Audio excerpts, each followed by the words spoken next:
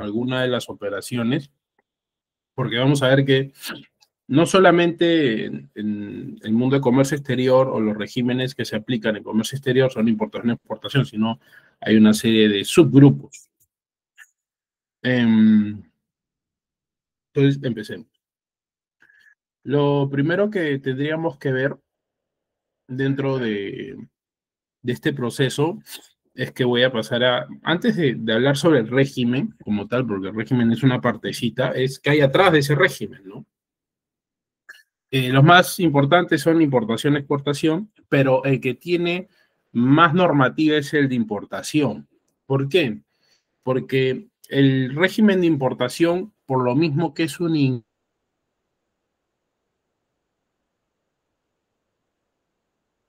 deben estar en algunos casos reguladas, ¿no? Tenemos el tema de alimentos, ¿no? Dependiendo del grado de proceso, algunos van a ser regulados por SENASA y otros van a ser regulados por DIGESA, ¿no? Estos alimentos embolsados ya preparados como papitas fritas, camotes fritos, ¿no?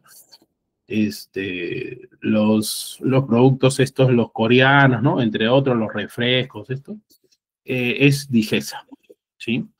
De ahí vamos a tener otra clase de productos, digamos, si traemos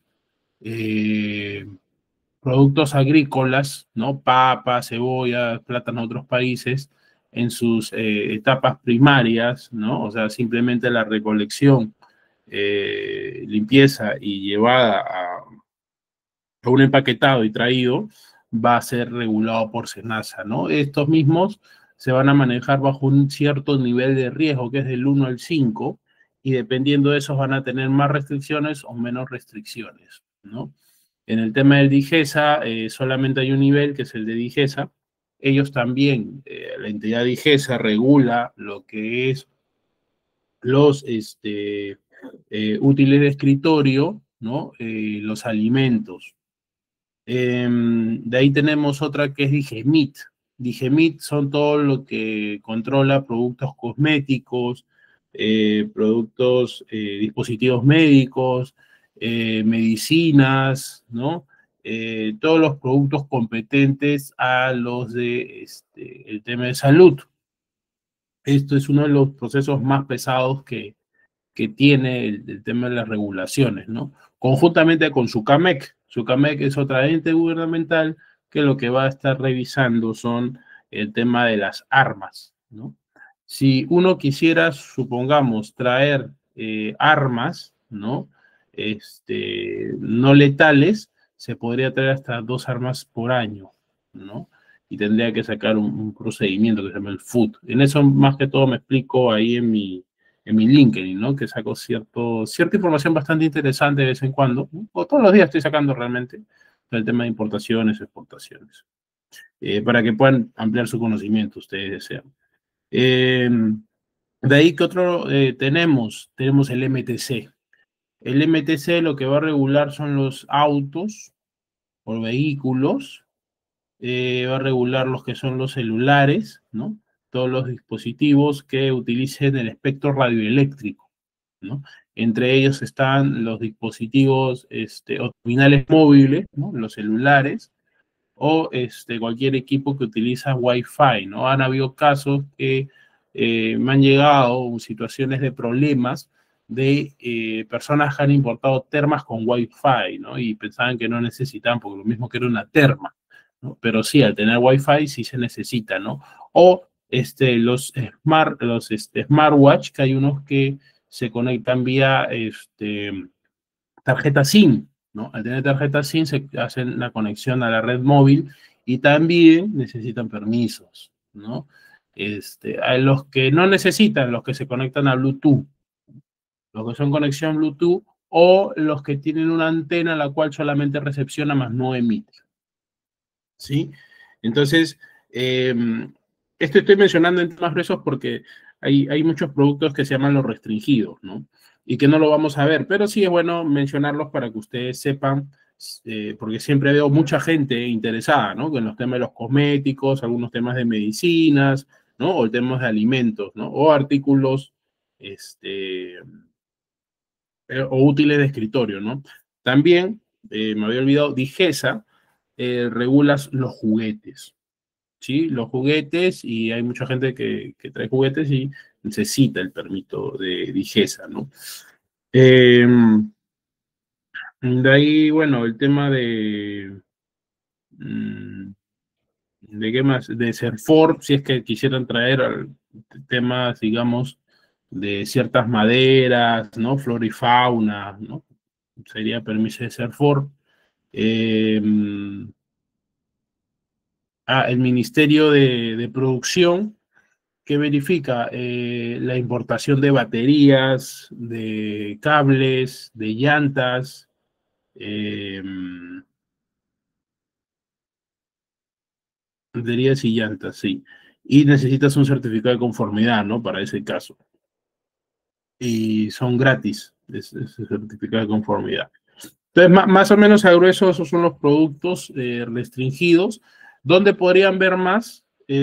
Ustedes con su número de RUC, que si tuvieran, ¿no? Si no tienen número de RUC como tal, si ustedes emiten recibos por honorarios, van a tener un RUC, van a tener un número de identificación con número 10. Con eso podrían entrar al BUSE y por medio del BUSE ponen mercancía restringida y por ahí podrían verificar, porque es una serie de productos, ¿no? Podríamos hablar también de ciertos productos del IPEN que son radioactivos.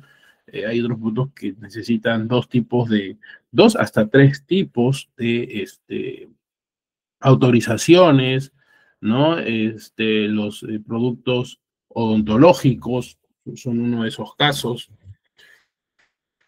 entre otros, ¿no? Entonces,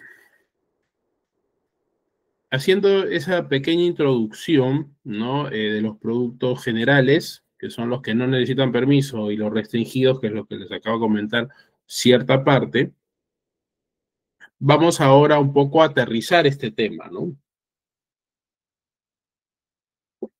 La importación, como les comenté, es un proceso pequeño de un plan de negocios, ¿no? Normalmente cuando uno tiene o un plan de importaciones, ¿no? Cuando uno tiene un negocio, lo primero que tiene que plantear es cuál es mi precio, ¿no? Para entrar al mercado. Y ese de cuál es mi precio para entrar al mercado, tienen que ser una serie de estudios previos para llegar a ciertos montos, ¿no? Ejemplo, en este caso, en el plan de negocios necesitamos un plan de abastecimiento, un plan de marketing y un plan administrativo. En el plan de abastecimiento vamos a decir qué productos necesitamos durante el año y en base a esto vamos a calcular ciertos costos. De vamos a tener un plan de marketing porque, si bien es cierto, vamos a tener ciertos productos y como comento, como mi segunda especialidad es marketing, por mejor producto que nosotros tengamos, al mejor precio, ¿no? A los mejores lugares que podemos llegar, nadie va a saber que ese producto existe si es que nosotros no lo promocionamos, ¿no? Entonces, hay una serie de acciones que tomar en el plan de marketing conjuntamente, ¿no? Con el plan de abastecimiento, en los cuales ya tenemos, digamos, dos costos grandes ahí, ¿no? En dos grupos. Y de ahí tenemos el plan administrativo, que esto va a ser un conjunto de acciones que vamos a tomar en relación al personal, en relación a las acciones de seguridad, los comités de seguridad, el tema de los impuestos, a qué régimen tributario vamos a ingresar, ¿no? Entre otras acciones, para generar nuestro costeo de ese plan, ¿no? Y de ahí todo eso lo vamos a basar en un flujo de caja económico financiero, ¿no? Para saber en qué momento va a ingresar y va a salir el dinero y así entender el movimiento del dinero de acuerdo al plan de negocios o de acuerdo al negocio que uno ya tenga ahí implementado. Siempre es importante entender esto, como explico, porque si no nosotros no vamos a ver cuándo yo voy a tener el efectivo para comprar y cuándo va a llegar mi producto, que esa es otra parte también, ¿no? Entonces, ahí es donde nace el plan, en una parte, ¿no? De todo este proceso, el plan de importación, que va en relación al plan de ventas, que esto va definido al mercado objetivo, ¿no? Al cliente ideal, a ese cliente utópico que uno tiene que ir visualizando, que va a comprar ese producto que uno está o trayendo o que haciendo, ¿no? Dependiendo de la situación.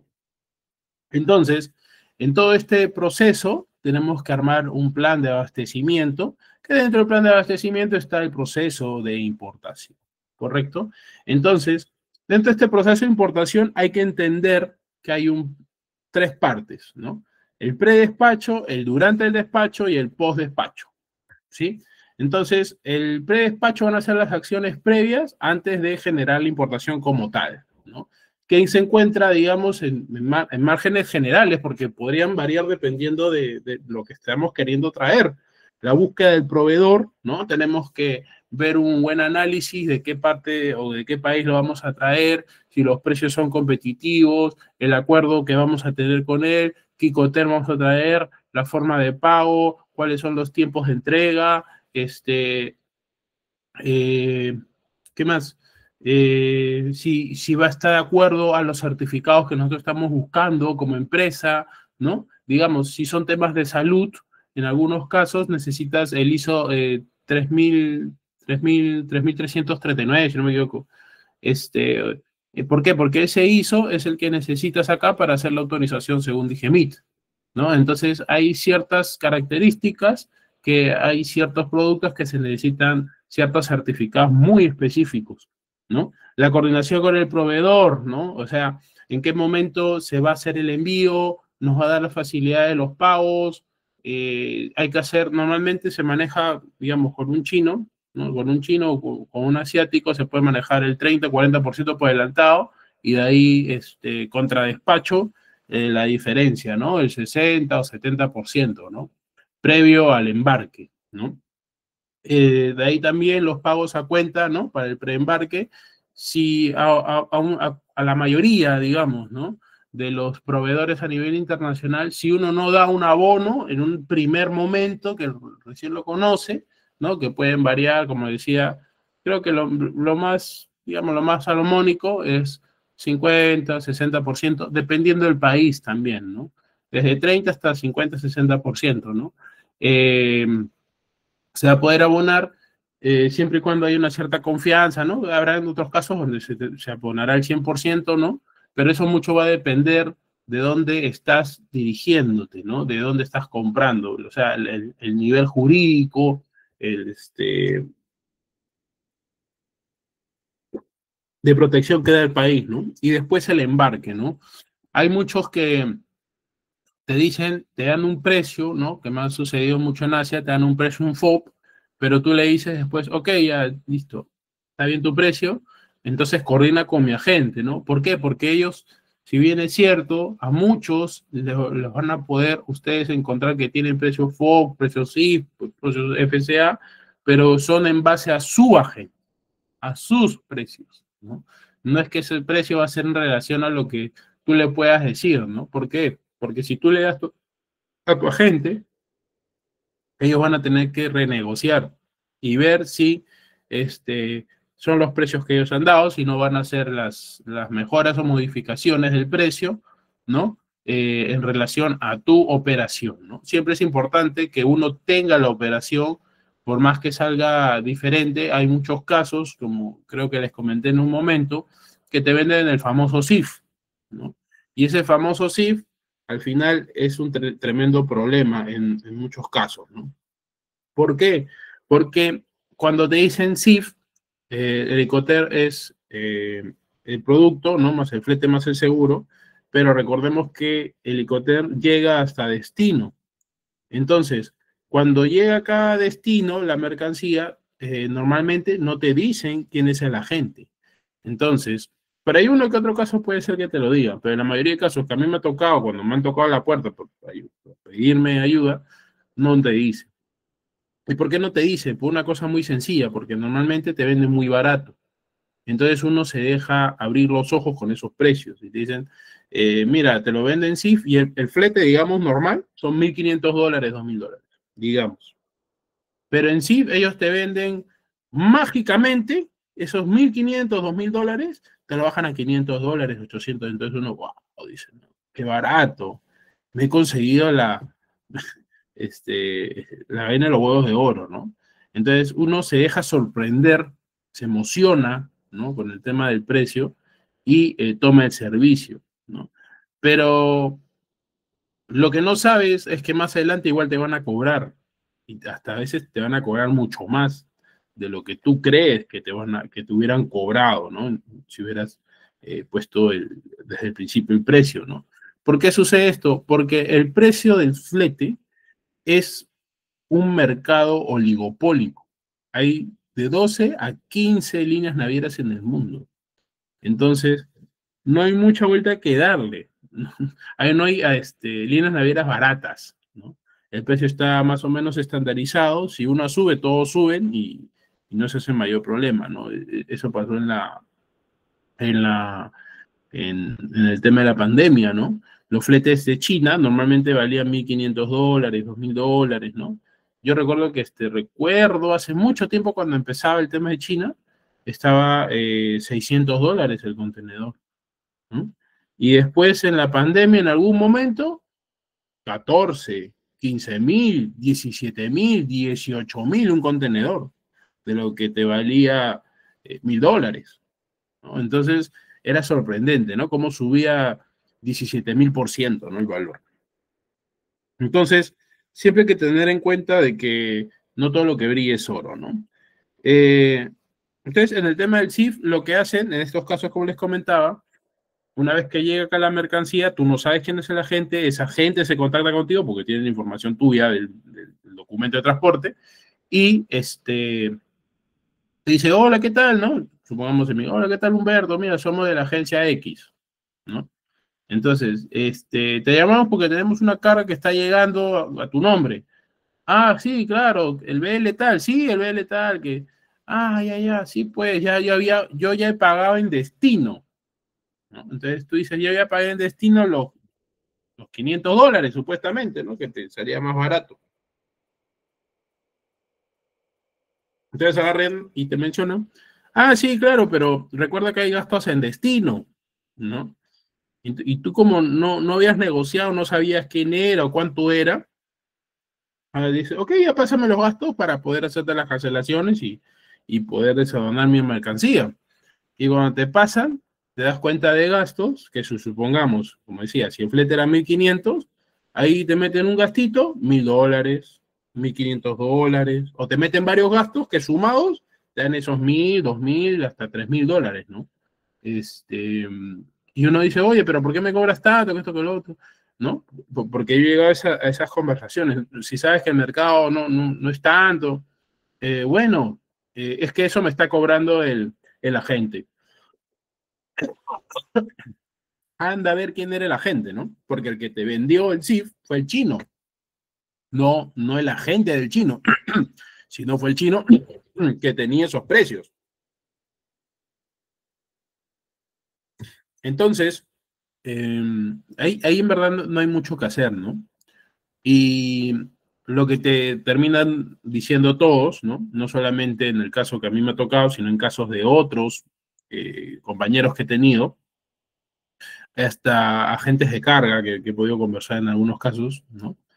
Me dicen, mira, lo que sucede es lo siguiente, tú no negociaste con nosotros, tú negociaste en origen, te dieron el término CIF y acá en destino tú no has negociado nada, porque tú no sabes quién era, ¿no? Y si tú quieres sacar tu carga, me tienes que pagar. Si no quieres pagar, no hay problema, no sacamos nada. Y ahí se queda nada más.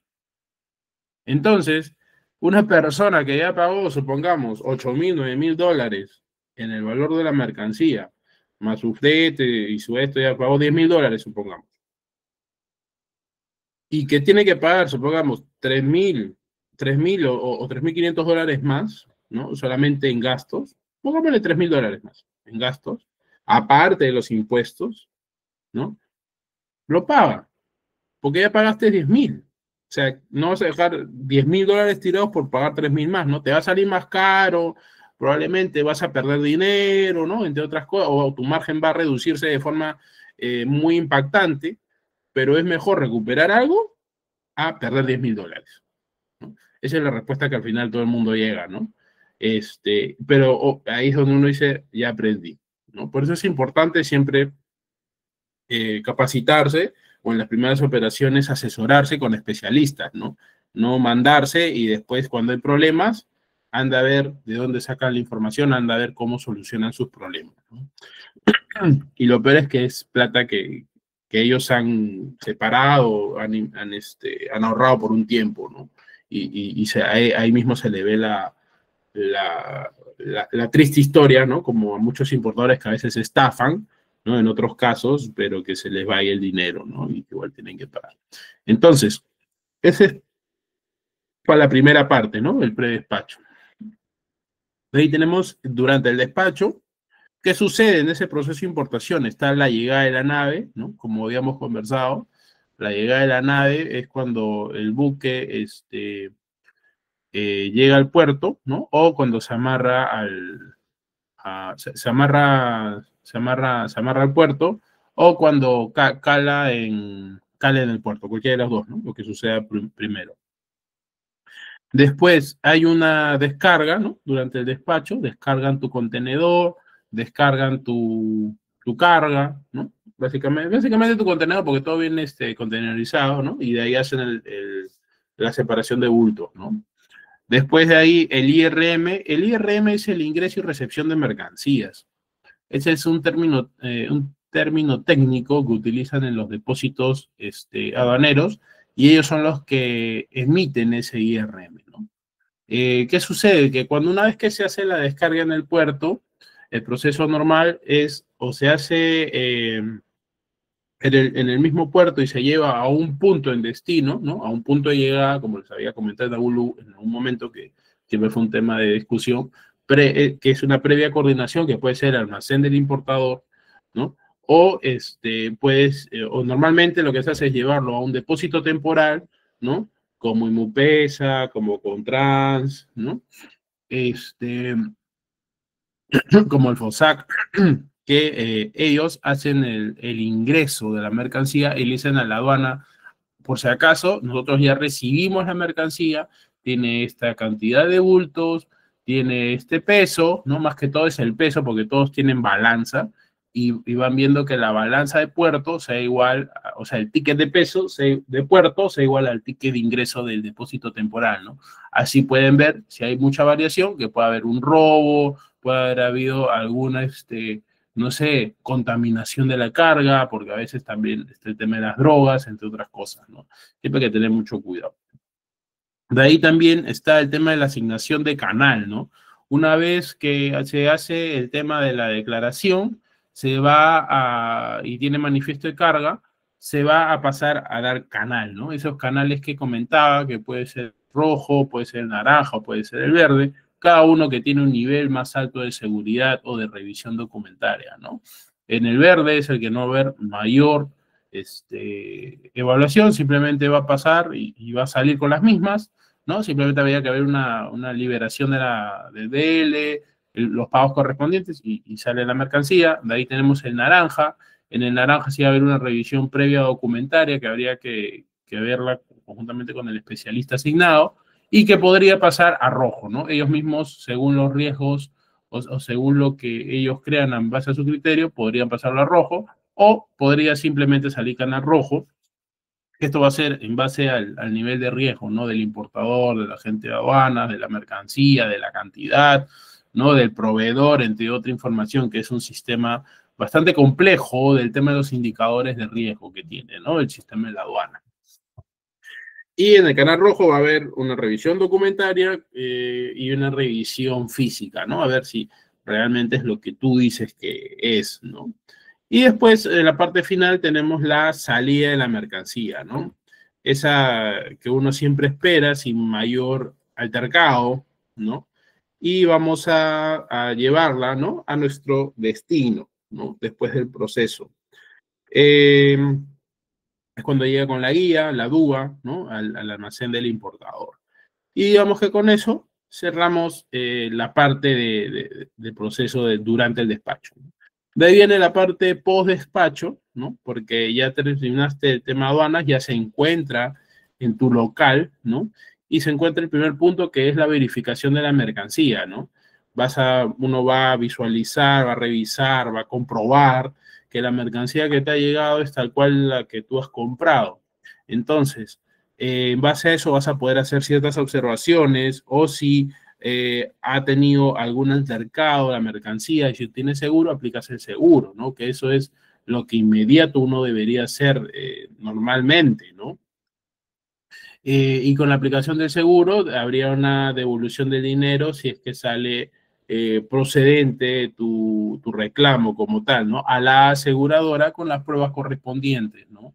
¿Por qué? Porque si supongamos nos demoramos y ahí decimos que se ha mojado, que se ha roto, que esto, que el otro, y ya ha pasado, no sé, 2 semanas, es muy difícil que la aseguradora acepte ese reclamo y lo dé por procedente, más bien lo da por denegado porque eso tiene que avisarse desde el día que llega, ¿no? Como que das el hincapié, ¿no? Das la sensación a la aseguradora que has manipulado la mercancía para decir que sí, pues, ¿no? Que ha sido golpeada o que ha sido mojada, ¿no? Porque eso se tendría que dar cuenta el importador en el primer momento de llegada, el almacén, ¿no? O a la hora de la recepción de la mercancía. Y parte del requisito para el reclamo es que dentro de la guía que te hace el transportista es poner ahí, ¿no? Recibido tantos bultos, ¿no? Supongamos que sean 50 los bultos del despacho. Recibido 50 bultos, de los cuales 30 se notan dañados, ¿no? Y golpeados o rotos o mojados, ¿no? No sé cuál sea la situación.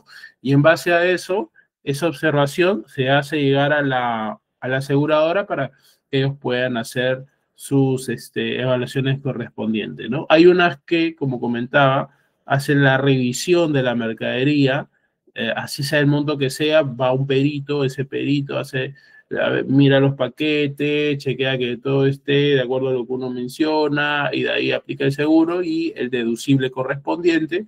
Y el otro es que eh, cuando hay cierto monto, a partir de un cierto monto lleva un perito y cuando es menos de ese monto, simplemente se pasa a revisar los temas, digamos, digitales, ¿no? Que uno puede enviar las fotos, las imágenes, o sea, imágenes, videos, las guías, el documento de protesto contra el ente, el OC, ¿no? El operador de comercio exterior, que puede ser la línea naviera, el almacén, ¿no? El transportista, ¿no? No sé.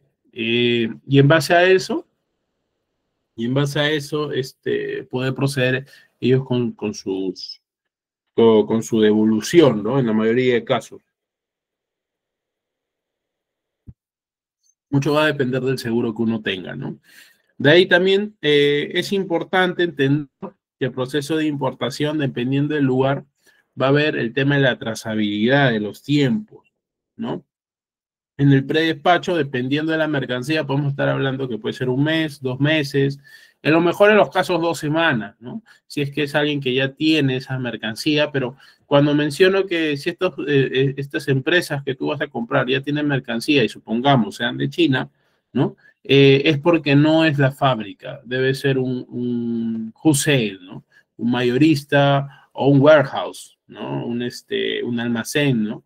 Hay almacenes, hay mayoristas que tienen mercancía ya de antiguas producciones, que han comprado otras fábricas y que después la venden a precios baratos, ¿no? Te van a dar cuenta cuando después van a querer recomprarle el mismo producto y decir, por si acaso ya no tengo, ya se me ha acabado, es el lote que compré pequeño, ¿no? O es el lote grande, porque lo ha vendido a otros, no eres el único, y tenemos estos productos ahorita, ¿no? Entonces, cuando comienzan a ver eso es que ellos mismos no producen, sino lo que hacen es comprar los saldos, que eso sucede mucho en China.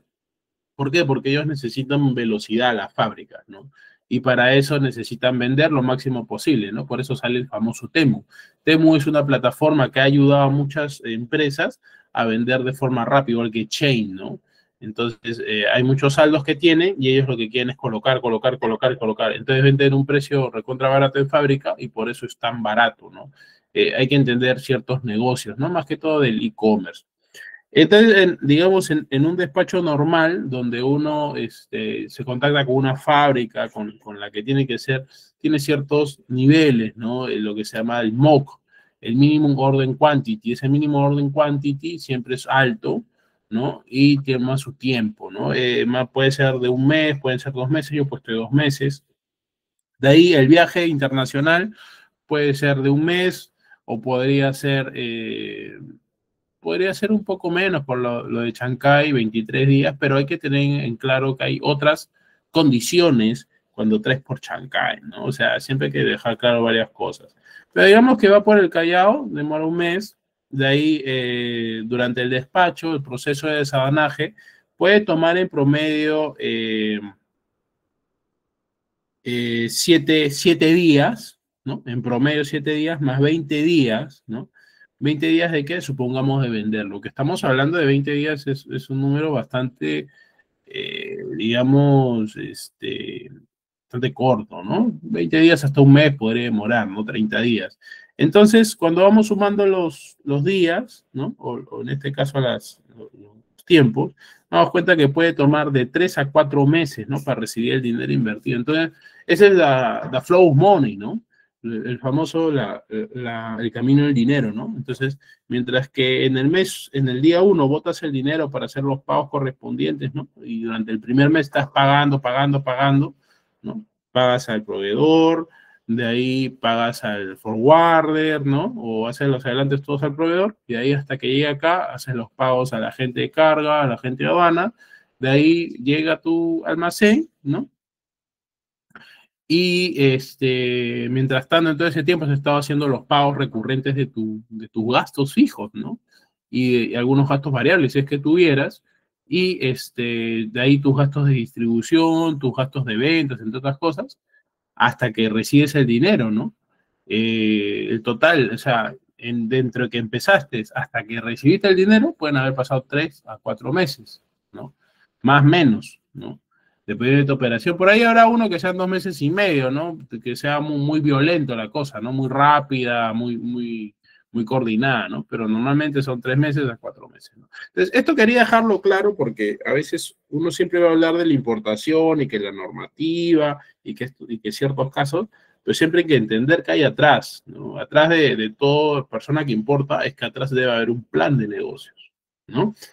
Y poder entender el proceso como tal, ¿no? Que el proceso de importación es un subproceso dentro del proceso del plan de importaciones que son repetitivos, ¿no? Durante el año, porque no solamente vas a importar una vez, probablemente vas a importar 12 veces, 15 veces, 20 veces, dependiendo de tu flujo y dependiendo del dinero que tengas. ¿Hasta acá alguna pregunta? Si no, para continuar.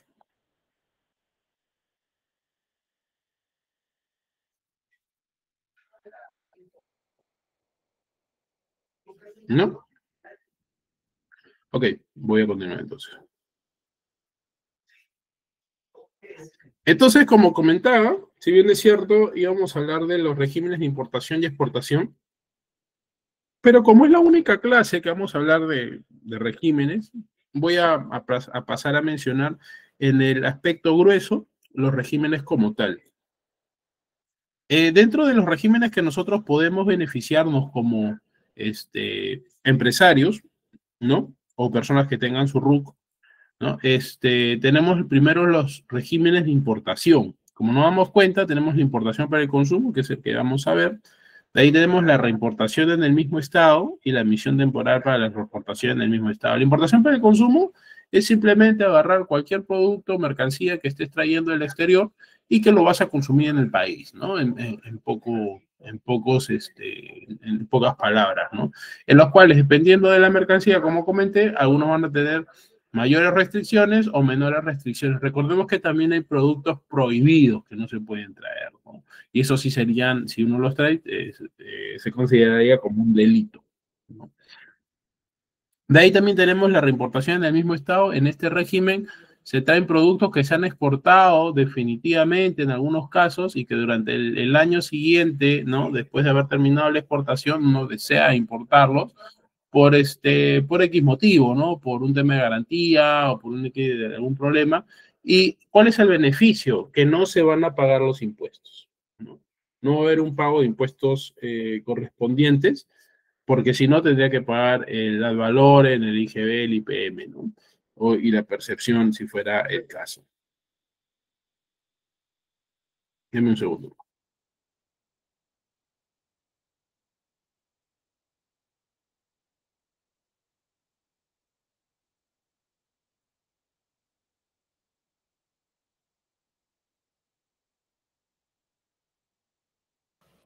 Ok,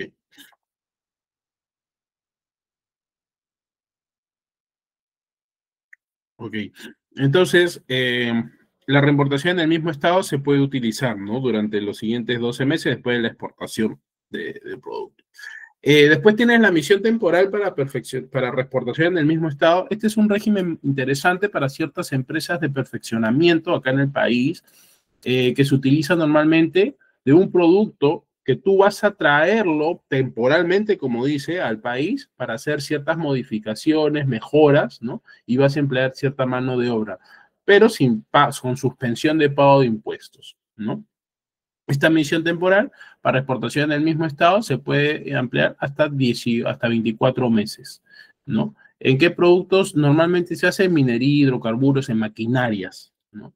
Hay empresas que vienen, las traen y las alquilan a las minas como Antamina, Antapacay, Toromocho, Cerro Verde, entre otras, y las preparan acá, ¿no? A la hora que llegan acá, las llevan a su local, las acondicionan y de ahí las mandan a la operación, ¿no? Para que puedan ser utilizadas, hacen los cobros correspondientes por un tiempo y de ahí hay algunas minas que deciden comprarla y hacer la importación definitiva, ¿no? Porque la puedes regularizar por medio de importación definitiva o por medio de la reexportación, ¿no?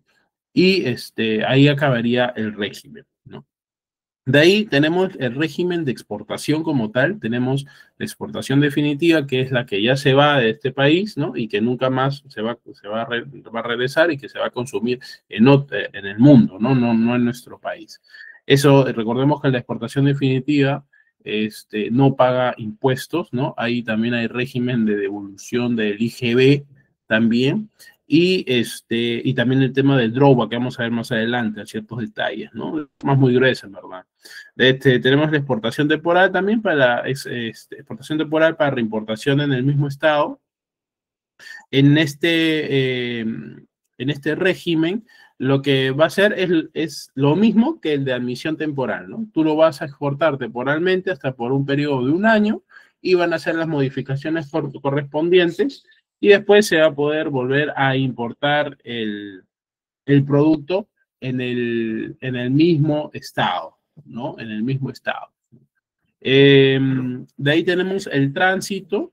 Dentro del tránsito tenemos el de tránsito internacional. Este tránsito internacional es los que vienen, supongamos, de Chile y se va para Colombia, pasa por nuestro país, ¿no? Ese es uno de los regímenes, con suspensiones de impuestos, ¿no? Porque se entiende que no se va a consumir, deben cumplir ciertos requisitos de seguridad, como el tema del de los precintos, el tema que esté en un furgón cerrado, entre otras cosas, ¿no? De ahí existe el tema del transbordo, eso se utiliza mucho, no tanto de los importadores, eso lo utilizan, el régimen lo utilizan mucho las navieras. ¿Por qué? Porque hay naves que son de alto calaje, que a veces necesitan hacer otra clase de viajes, entonces dejan acá la mercancía y termina siendo un punto medio para que venga otro buque, cargue esa mercancía y se vaya a otro destino, ¿no? Eso también se utiliza acá. O en algunos casos que hacen transbordo acá, supongamos, en el Callao, y se vayan para el puerto de Hilo, o para el puerto de Salaberry, ¿no? Por medio de buques de menor calaje. De ahí también existe lo que es el reembarque. Es un régimen en el cual se va a poder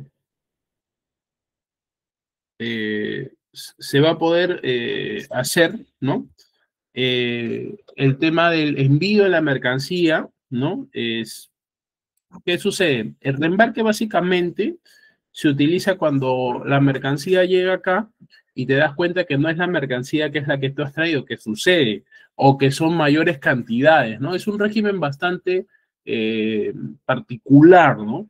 Y se hace el envío de la mercancía desde la zona primaria, porque nunca ingresa, ¿no? El reembarque tiene esa característica, que nunca ingresó a la zona secundaria, sino que siempre se quedó en el depósito temporal, ¿no?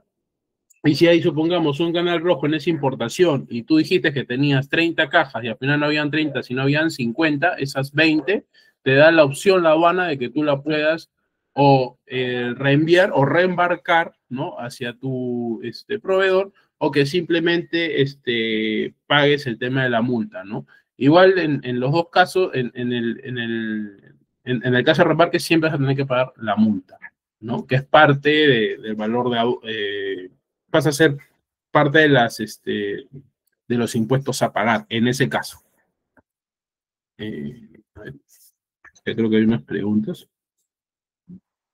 A ver, dice Andrea, quisiera hacerle una consulta si la entrega de la mercadería se retrasa debido a un accidente o las condiciones adversas de transporte. ¿Existe algún protocolo establecido para reprogramar la fecha de entrega? Mira, como comentaba hace un momento Andrea, el tema del transporte internacional marítimo está manejado por las líneas navieras. Cuando suceden, supongamos, el tifón que sucedió en China en su momento, o el tifón que sucedió en Estados Unidos, o cuando acá hay problemas con el tema de las mareas, ¿no? Hay cierres de puerto, eso es lo que existe, ¿no? O simplemente los buques no salen de donde se encuentren por un tema de riesgo, ¿no? O sea, es muy probable que pase por ahí y pierda mercancía, ¿no? O que el mismo buque se hunda. Nadie quiere perder un buque, imagínense, son millones de dólares de valor del buque. Entonces, lo que te hacen pasar, no es que haya un protocolo como tal, pero sí hay reprogramaciones de fechas, ¿no? Simplemente no sale o se mete a un puerto cercano, ¿no? Si es que está por ahí pasando el tema del ciclón o el tema del tifón, y después llega, ¿no? O sea, recordemos que hay dos fechas, ¿no? El ETA, en temas de carga internacional, está el ETA y el ETD, ¿no? Tenemos el ETD, es Estimate Time of Dispatch, ¿no? El tiempo estimado de salida. Y después está el ETA, que es Estimate Time of Arrival, que es el de llegada, ¿no? Entonces, lo que sí va a hacer, va a haber un cambio. Hay varias páginas como Mundo Marítimo o Marine Traffic, creo que se llama, que pueden buscar en Google y ponen el nombre de la nave y se puede ver exactamente dónde está avanzando tu buque, cuál va a ser su ruta, dónde va a ser los puertos, ¿no? Pero muy aparte de eso, el que te tiene que dar esa información más clara, más fidedigna, debería ser tu línea naviera.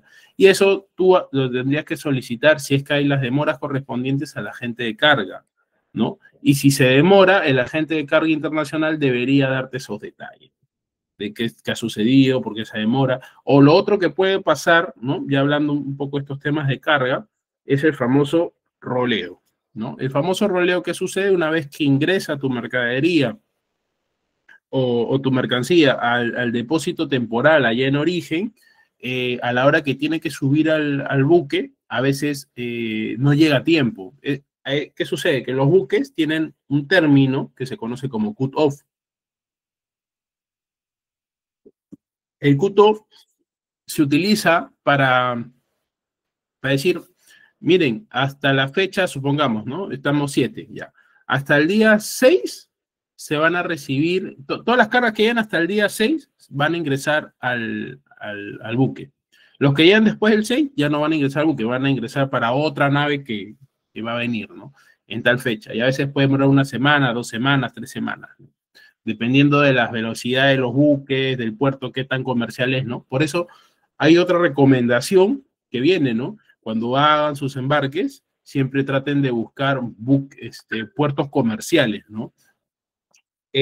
Supongamos, en China hay más de 100 puertos, ¿no?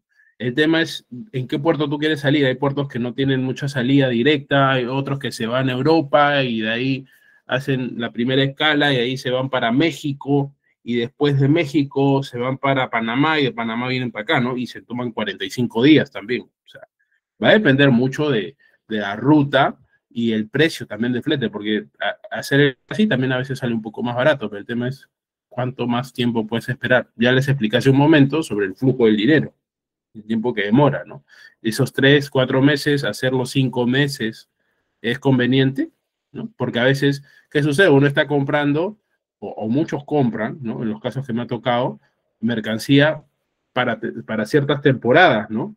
O para ciertas campañas. La campaña del Día de la Día del Madre, la campaña del Día del Padre, la campaña del Día del Niño, la campaña de Navidad. Las más fuertes, hablando desde la perspectiva del marketing, ¿no? Son la campaña del Día de la Madre, la campaña de Navidad, de ahí la del niño, de ahí la del padre, de ahí la del colegio. Más o menos es así el orden, ¿no? De ahí ya vienen las otras, ¿no? Las otras campañas que puedan venir, ¿no? Pues es importante tenerlas mapeadas, ¿no? Y cuando pasan problemas, esas campañas se caen, uy, se les cae un montón de dinero a muchos rubros, ¿no? Entonces, eso sería la respuesta, Andrea. ¿Qué es el perfeccionamiento? Ok, todavía no he llegado a esa parte. A ver, entonces, ese es había quedado en el reembarque. Ah, el régimen de depósito, ¿no? El régimen de depósito es el régimen aduanero en el cual uno puede almacenar su mercancía en un depósito aduanero, no un depósito temporal, sino en un depósito aduanero, porque tiene que tener esas condiciones y estar habilitado para hacer ese régimen, y puedes almacenar tu mercancía sin el pago de impuestos, ¿no? Sin el pago de impuestos, hasta por un tiempo de 12 meses calendario, ¿correcto? Un año. En ese año puedes tener la mercancía ahí. ¿Y para qué normalmente? Bueno, en los casos que yo he hecho, es para tener el flujo de caja. Recordemos que, como hablé, el flujo del dinero, ¿no? Hay muchas personas que cuando llega la mercancía no tienen ese dinero para pagar los impuestos o para pagar a la gente o a la gente de carga o a la gente de aduana, entonces tienen que meterlo al régimen de depósito que ellos después te van a cobrar, ¿no? Pero ya es un sobrecosto más que has aumentado a tu operación, ¿no? Pero ¿por qué lo haces? Porque si no si no lo haces, va a pasar lo siguiente, que va a pasar esa mercancía a abandono legal, ¿no? Y el abandono legal es lo que uno trata de evitar, ¿no? Y adicionalmente a eso, si tú te pasas de cierto tiempo, de si es una mercancía LCL, ¿no? Una carga suelta, tú tienes 30 días libres, ¿correcto? Pero si esos 30 días libres tú te los pasas, son retroactivos. ¿Qué significa? Que al día 31 te van a cobrar por 31 días libres, no por un día libre. O perdón, no por un día de almacenaje, sino por 31 días de almacenaje, ¿no? Eso también ha pasado en algún momento cuando tuve un ACE, ¿no? Y le había comentado al especialista, pero el especialista me dijo no, que ellos se podían tomar su tiempo. Entonces ahí no había mucha maniobra, digamos, ¿no? Ya que no podía moverlo a otro lado, ya que el ACE, la acción de control extraordinario, la mercancía se queda ahí y tienen que hacer las revisiones y según la normativa son 20 días y se puede ampliar hasta 20 días más, ¿no? Entonces ahí no había mucha vuelta que darle. Y después están los regímenes de perfeccionamiento. Dentro de los regímenes de perfeccionamiento tenemos la misión temporal para perfeccionamiento activo. ¿Eso qué es? Es el ingreso a una mercancía, pero que acá sí se hacen las mejoras correspondientes, ¿no? Puede, no sé, cambiar un mejor chasis de ciertas maquinarias. Normalmente se utilizan para maquinarias, ¿no? Mejoras del color, ¿no? Mejoras del diseño, entre otras cosas. Y de ahí, por eso es perfeccionamiento activo, ¿no? Porque hacen mejoras y de ahí se hace la exportación, ¿no? En este régimen también hay suspensión de pago de impuestos, ¿no? De ahí tenemos el famoso drawback, ¿no? O reposición o devolución de impuestos, ¿no? El drawback se utiliza para ciertas empresas que traen mercancía.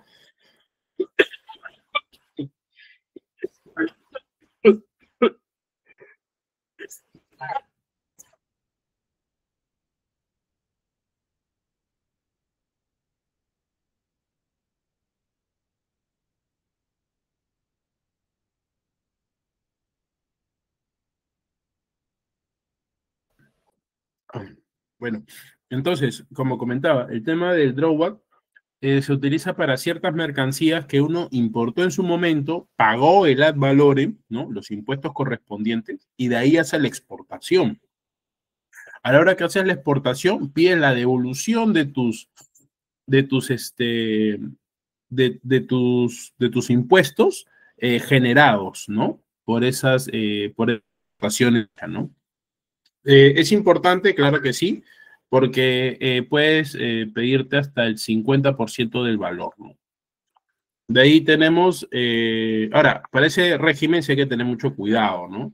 ¿Qué sucede? Que debe estar bien sustentado el tema documentario. Han habido casos que se ha hecho, supongamos, drawback sobre mercancías que se habían traído y de ahí se exportaba supuestamente chicha.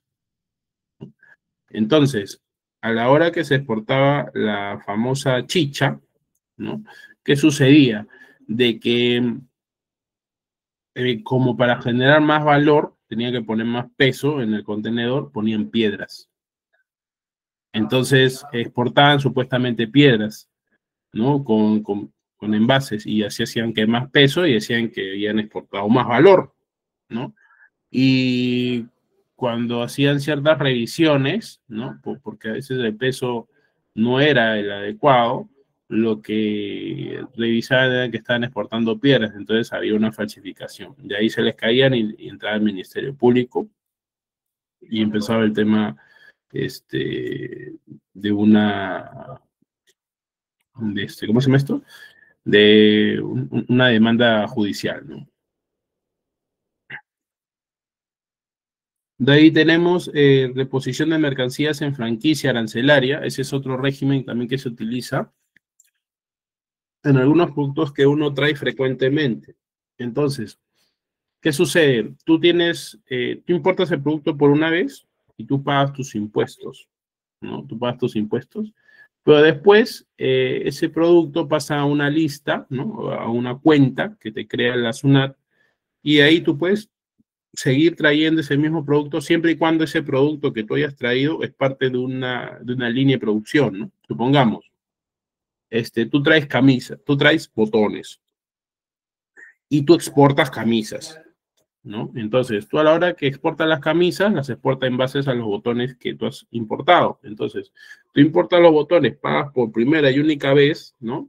Y después ahí se te forma una lista, ¿no? Y después a la siguiente importación de botones del mismo tipo, parecido, dependiendo del caso, ¿no? Puedes seguir trayéndolos sin pago de impuestos, ¿no? O sin pago del tema del ad valorem. Entonces, a uno le conviene, ¿no? Le conviene porque igual va a seguir exportando, ¿no?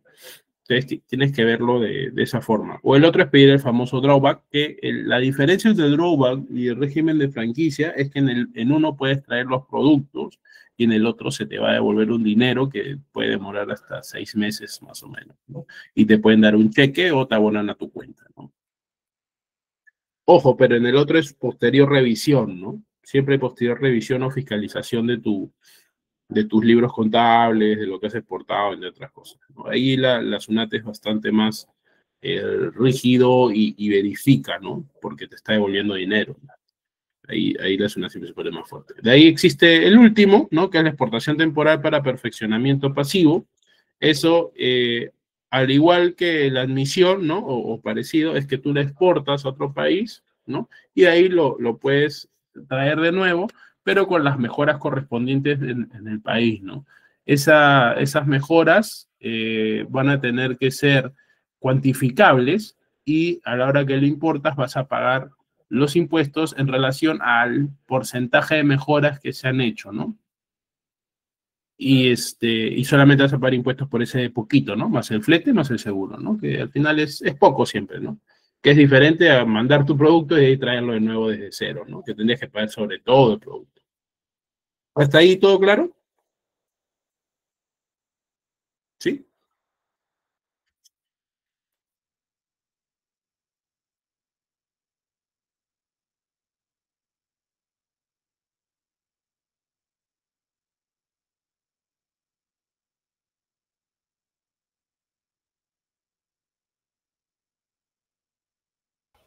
Ok, entonces vamos a continuar. Entonces acá vamos a empezar con algunos artículos del DESPA PG 0.01. El despaje PG 0, PG 01 se refiere al régimen de importación, ¿sí? Entonces, primero vamos a hablar del mandato, ¿no? El mandato es esa facultad que tiene el dueño consignatario de la mercancía que se lo brinda, ¿no? El famoso mandato electrónico, como dice ahí, ¿no? El DESPAP .0018, que se lo brinda a la gente de aduanas, ¿no? Ese mandato lo que le va a facilitar a la gente de aduanas es decirle a la aduana, ¿no? Oye, por si acaso, yo tengo el mandato, la facultad que me ha dado el importador para poder representarlo en esta operación de aduana, ¿no? El mandato puede ser de dos formas, por una operación en particular o puede ser por un tiempo, ¿no? Puede ser 3 meses, pueden ser todas las operaciones que se hacen en un mes, 2 meses, 3 meses, un año como máximo, ¿no? Mucho va a depender de cuál es el acuerdo que se tienen entre ambas partes, ¿no? De ahí que ese es el tema del mandato. Dice, para efecto del presente, el mandato faculta a la gente a realizar los actos y trámites relacionados con el despacho y retira, entre otros, numerar, rectificar, regularizar y legajar declaración. Es importante también entender, ¿no?, que el tema del mandato, como tú facultas a la gente a realizar los actos y trámites relacionados al despacho, es como que si tú los hicieras. Por eso es importante estar atrás de eso, de qué es lo que hace la gente, ¿no? Entender el proceso también, ¿no? Porque ya han sucedido casos de que, supongamos, el agente hace ciertos, digamos, actos no tan correctos o hace mal la operación y al final le tira la responsabilidad al importador, ¿no? Y el importador es el que tiene que pagar, ¿no?, los platos rotos, ¿no? Y han salido diferentes informes de la SUNAT que dicen de que como el, el agente de aduanas es el que le da el mandato, él actúa en representación del importador, ¿no? Entonces, al actuar en representación del importador, ¿qué significa? Que es como si fuera el importador, ¿no? Y el importador no tiene mucho espacio de maniobra para decir, no, que ellos lo hicieron, que no fue mi culpa, ¿no? Es importante tener eso en claro. De ahí también tenemos las modalidades y plazos del despacho. Mira, acá hay más cositas. A ver, ¿qué es esto? La naviera te avisa si demoras y por qué Shanghai, Shenzhen. La naviera te avisa si hay demoras y por qué Shanghai, Shenzhen. No, a ver, en ese tema que creo que me está mencionando Jaide, ¿no? Hay puertos, a ver, en China o en casi todo el mundo existen los puertos base y los puertos alternos. En China normal, depende de la gente, hay unos que te ponen un puerto más, un puerto menos, ¿no? En China son Shanghai, son Shenzhen, son Ningbo, y por ahí he escuchado Qingdao, ¿no? Unos te dicen que Qingdao no, pero estos tres normalmente sí deberían serlo, ¿no? Sí, son los más comunes, ¿no? Los más repetitivos. Pero siempre hay que preguntar así, ¿no? ¿Cuáles son tus puertos base, ¿no? Y esos normalmente son los que tienen, uno, se caracterizan porque tienen más movimiento y porque son más baratos. Ahora siempre hay que evaluar, porque no necesariamente porque sale por Shanghai o por Shenzhen o por Ningbo, te va a salir más barato. ¿Por qué? Porque uno tiene que entender cuál es el flujo de China. El flujo de China, como China es muy grande, hay puede haber una persona, si se transporta de norte a sur, de norte a sur, se puede tomar hasta un día. Una persona que va con avión y que de ahí va con tren, ¿no? Pero imagínate una carga que no tiene las mismas facilidades, ¿no? Aparte que es un flete exclusivo, ¿no? Puede ser que desde el punto donde tú estás hasta que vaya a este puerto de Shenzhen, de Shanghai, le salga muy caro, porque este es China, ¿no? Y Shenzhen está Shanghai está por acá más o menos, al lado derecho. Shenzhen está por la parte de abajo, ¿no? Ningbo también está por acá, más o menos, ¿no? De ahí tienes un montón de puertos chiquitos, ¿no? Hay que entender mucho el tema de la geografía, porque hay 3 canales, que está el río de las Perlas, el río del Dragón, el río no sé qué otro más, y todos esos justo salen al mar, ¿no? Pero entre estas conectan a diferentes puertos, ¿no? Entonces, hay que entender mucho el tema de la geografía antes de tomar ciertas decisiones, ¿no? Y hacer las preguntas correspondientes. Muchos te dicen, sal por Shanghai, pero el pick-up, lo que te supuestamente, supongamos, ¿no? Si tú hubieras salido por el puerto más cercano, supongamos que está cerca de Qingdao y el metro cúbico en Qingdao está $50, pongámosle, ¿no? Pero te dice, no, mira, sale en Shanghai porque en Shanghai te cuesta $40, $10, ¿ah? Ya, son $10. Y supongamos que vas a sacar 5 o 6 metros cúbicos, ¿ya? Te estás ahorrando $60. Ok, ya, supuestamente te estás ahorrando. Pero desde el punto que estás hasta irte hasta Shanghai, te están cobrando $1000 o $500 o 600. Entonces, ¿qué ahorro estás hablando? Más estás perdiendo. Pues es importante entender la geografía y los costes, ¿no? No se dejen llevar por eso. ¿Por qué? Porque hay que entender algo. El que gana, el que siempre gana es todos y el que tiene que siempre cuidar su bolsillo es el agente, el importador, ¿no? Porque va a ganar el proveedor, va a ganar el agente de carga, va a ganar el agente de aduanas. ¿Por qué? Porque todos te ofrecen tu servicio, va a ganar la naviera, porque igual te ha hecho el servicio. El tema es que si tú estás haciendo una buena planificación dentro del área geográfica que estás haciendo, ¿no? Si vas a hacer los acoples de la mercancía en zonas cercanas, ¿no? No el que vas a comprar por un lado por Qingdao, por otro lado por Shenzhen, después vas a comprar por Shanghai, de ahí vas a comprar en la parte norte que está la parte de las medicinas o equipos médicos también baratos, ¿no? Que están en la mayoría de fábricas. Hay que entender que China, como tal, tiene muchos hubs, ¿no? Eh, Hay una parte que ahorita no se me viene a la mente, pero por ahí la tenía, que es donde se producen el 95% de los muebles en China, ¿no? Ahorita no recuerdo el nombre, pero es el 95%, ahí están las fábricas. El 95% se encuentra en un solo lugar en China. Puedes encontrar otros lugares, sí. A ver, fábricas.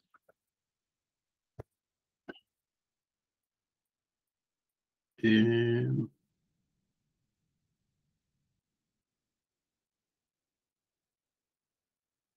Fujian creo que era.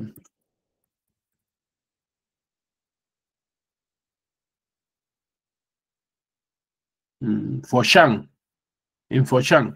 En la ciudad de Foshan se produce cerca del 95% de los muebles que fabrica China. Ahí están las fábricas, en Foshan.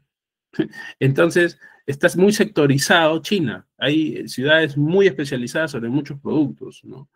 Entonces, tú puedes conseguir en Shanghai, puedes conseguir en Ningbo, puedes conseguir en Qingdao, ¿no? Puedes conseguirlo, ¿no? Pero el tema es que el precio va a ser más caro porque todos le compran a ciertos lugares donde ya producen, son ciudades de producción. Entonces, hay que tenerlo eso claro. ¿De ahí qué más? En diciembre no traigan, se eleve el flete. Eh, Mira, en diciembre lo que sucede es que comienza a bajar más que subir. ¿Por qué? Porque hay que entender que el flujo es que hasta octubre es que la gente está trayendo para diciembre, hasta octubre como máximo, ¿no? De ahí, ya en diciembre baja diciembre, enero, febrero, baja, porque no hay mucho movimiento, porque ya está la campaña fuerte de Navidad. Mira, justo estamos en la fecha, ¿no? Los precios van a comenzar a subir y ahí van a comenzar a bajar, porque necesitan mover carga, ¿no? Eh, De ahí que dice, tengo una mercadería que aún no puedo retirar ya que no puedo declararlo, ya que ni contamos con certificado de homologación, tengo 30 días para poder sacarlo. Mira, yo entiendo que por lo que me estás hablando, homologación es algo el MTC. No sé si será referente a temas que utilizan el espectro radioeléctrico, ¿no? O estás hablando de celulares, no sé. Normalmente el tema de homologación es por celulares, ¿no? Y equipos que utilizan Wi-Fi o que utilizan el espectro radioeléctrico, ¿no? Si deseas, puedes abrir el micrófono y podemos conversar un poquito más de tu tema, ¿no? De Heider.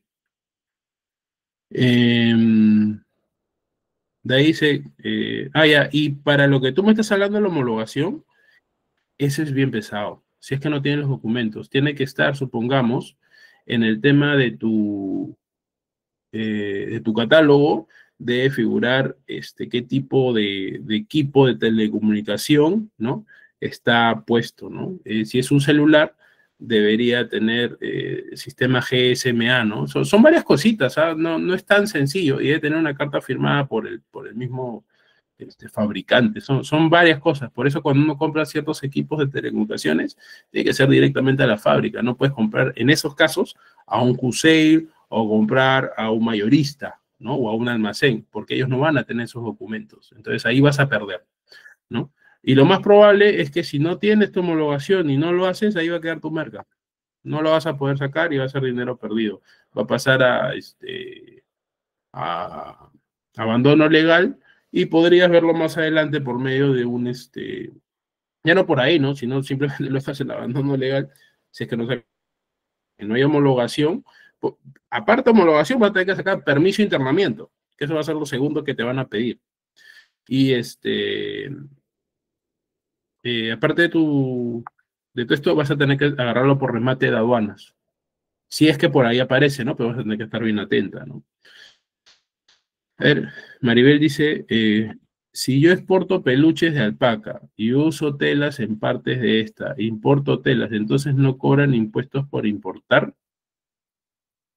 Lo que creo que estás hablando es el tema del rollback, ¿no? Si a eso es a lo que te refieres, tendrías que hacer la importación de la mercancía, primero pagar tus tributos y a la hora que exportas pides la devolución por medio del drawback, siempre y cuando tú me puedas enseñar que en tu cuadro de insumo, producto y de producción hayas utilizado esa mercancía en cuánto porcentaje para hacer la devolución y te devuelven tu drawback, ¿no? Tu dinero, que es el 3% sobre el valor exportado, ¿no? Y es un monto ya. Eh,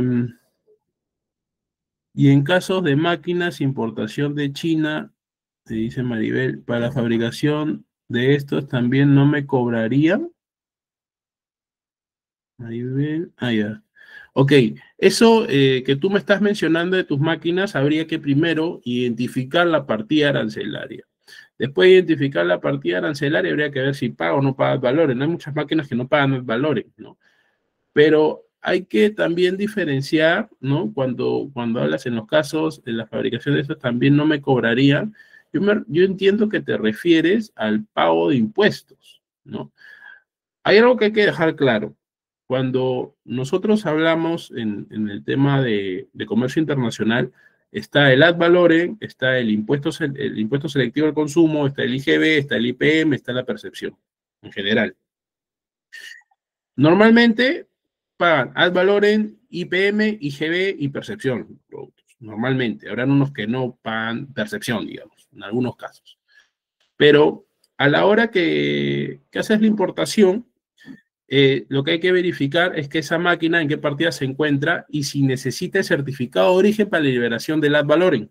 Y si es el ad valorem, habría que ver qué tratado es y en base al tratado, a ver si se libera el 100% o si se libera una parte. La mayoría de máquinas se libera el 100%, pero igual hay que verificar, ¿no? Este, y esa máquina podría entrar, sí, claro, pero con pago de impuestos. O sea, los impuestos, el IPM y el IGB, que son 18%, siempre se va a tener que pagar. Y la percepción, recordemos que en la mayoría de casos la percepción es un adelanto de pago de impuestos, ¿no? Que termina siendo tu crédito de IGB, ¿sí? A ver, ¿qué me menciona Brandon? ¿Cuánto aprox debería cobrar un agente de aduanas? Bueno, va a depender, ¿no? Va a depender mucho de quién es el agente de aduanas, ¿no? ¿Quién es el agente? Si hablas con Palacios Asociados de HL, cada uno tiene su tarifa. Puede variar de 100 a $150, dependiendo, ¿no? Y dependiendo de qué mercancía es, ¿no? Ahora, ese es digamos, hasta $200 he visto. Ese es un concepto. Porque supongamos sale un canal rojo, va a haber un personal que ir, van a haber gastos operativos, va a haber lo que se llama aforo, eso también te cobran.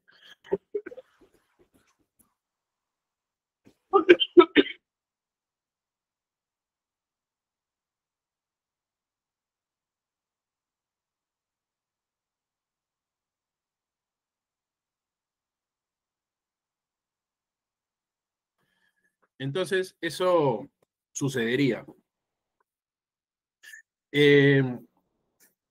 Dice, una pregunta adicional, con relación a los impuestos arancelarios con un caso real, ¿qué impactos tuvieron los aranceles de impuestos por Estados Unidos, productos chinos en los últimos años? Ahí no te puedo entender. Con relación a los impuestos arancelarios con un caso real, ¿qué impacto tuvieron los aranceles impuestos de Estados Unidos a los productos chinos? Bueno, eso es un tema que Estados Unidos le impactó directamente a China, que es el impuesto agregado. O sea, que a nosotros también nos impactó. Pero a China fue 30%. ¿Qué pasa? Que nosotros en el TLC que tenemos con China, o sea, todos los países tienen un ad valorem, ¿ok? Para hacer el cuento corto. Tienen un ad valorem. Puede variar en algunos casos, en nuestro caso, en ciertas partidas puede ser 11%, puede ser 6%, puede ser 4%. Ahora, nosotros cuando hacemos TLCs, como lo que ha sucedido con Estados Unidos, el 95%, 98% de las partidas, a la hora que nosotros les exportamos a ellos, ¿no? Es de 0%, ¿no? Pero con este tema que salieron los aranceles recíprocos, se aumentó un arancel adicional, ¿no? Que en el caso de nosotros fue 10%. O sea, nosotros, el 10% adicional que tanto se habló, ¿no? En su momento. En el caso de China fue diferente. Si tenían 0% negociado, era 0 más el 30%, ¿no? Son tabletas. No sé a qué te refieres, Heidi. Son tabletas lo de homologación, ¿no? Que creo que me estás hablando de homologación. Las tablets creo que no tienen, pero tienes que revisar bien la normativa.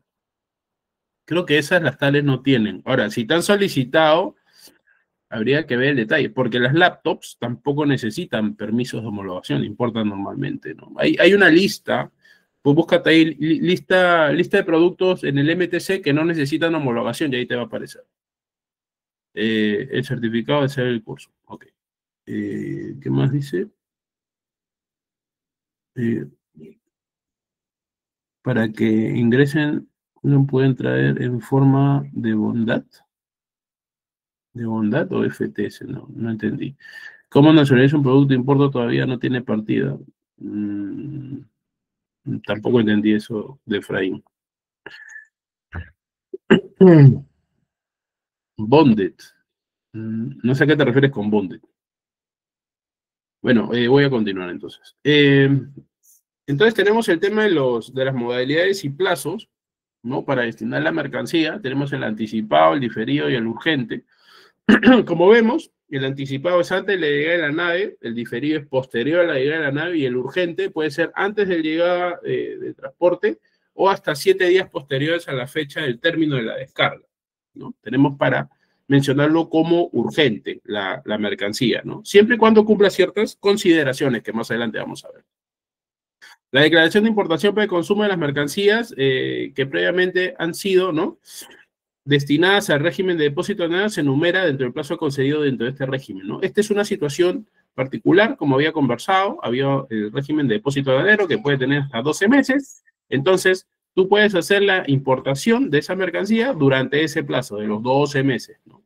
Si pasa esos 12 meses, entra en abandono legal igual tu mercancía.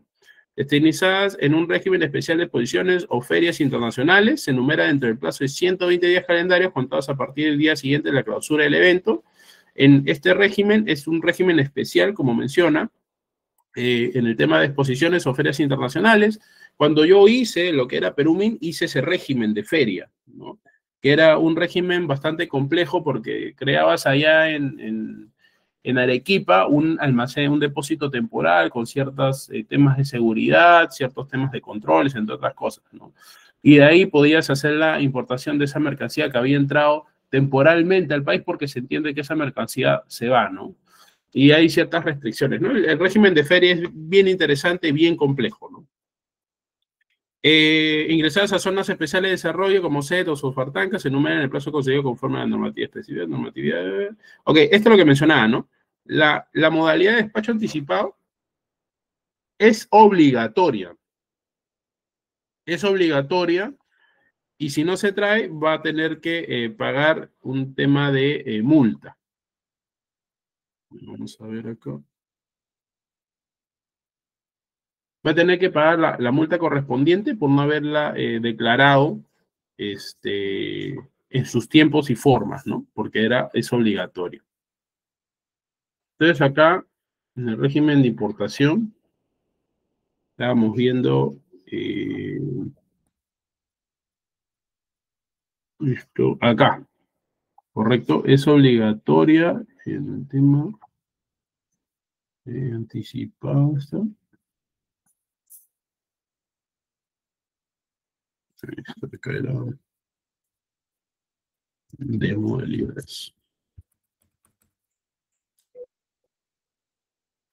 De modalidades, aquí está. Ok.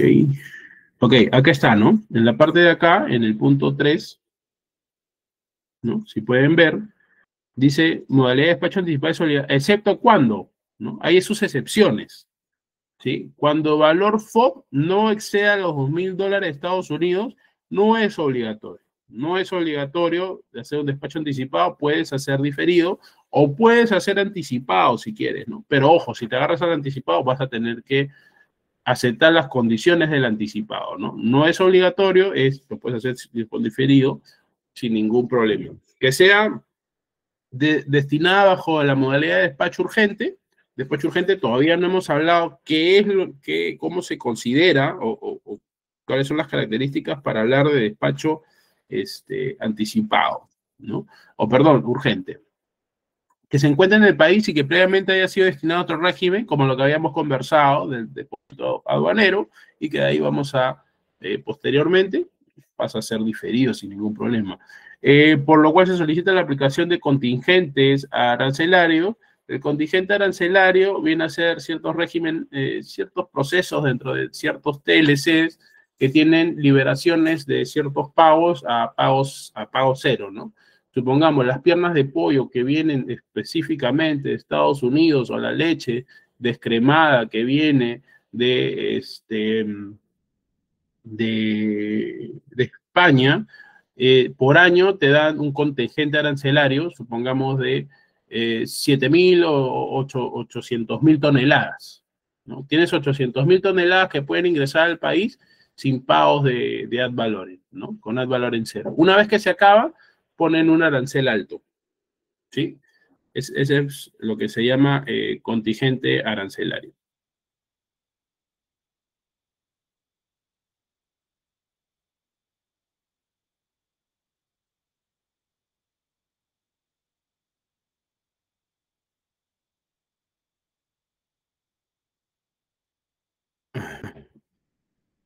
¿De ahí qué más?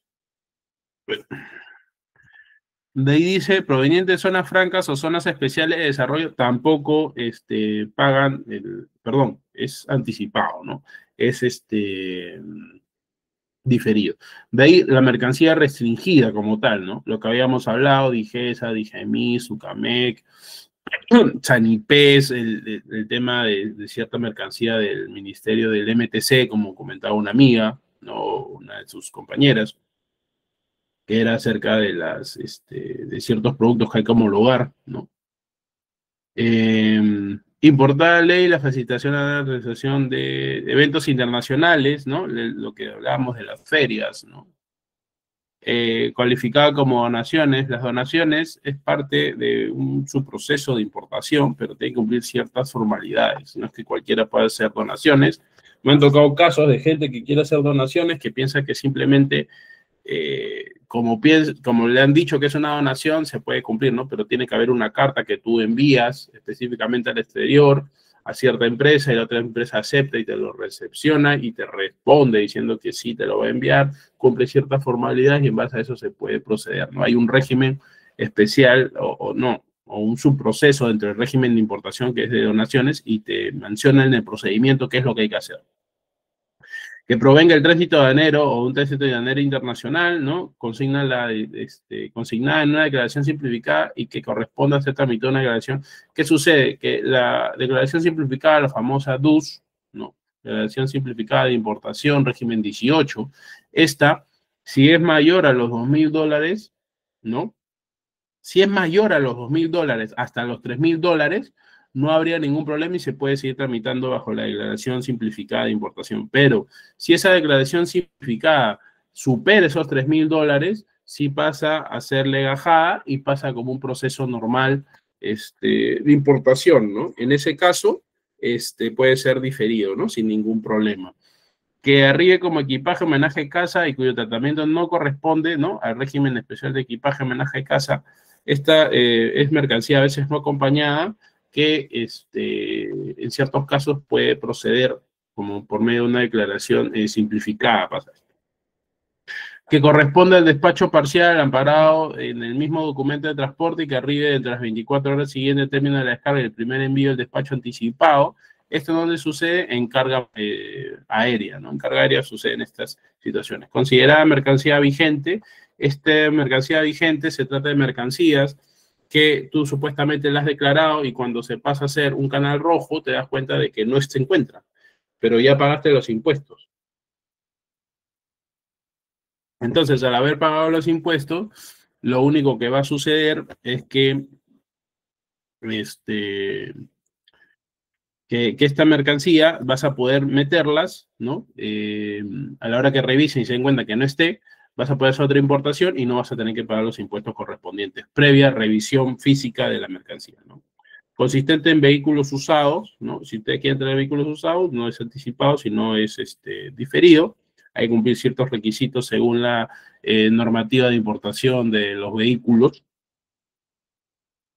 consignadas a un sujeto no obligado a inscribirse en la RUP por única vez en el año, ¿no? Cuyo valor excede los $2.000 de Estados Unidos y siempre que no supere los $3.000 de Estados Unidos, ¿no? Esta es una sola importación, ¿no? Para una persona que tenga DNI.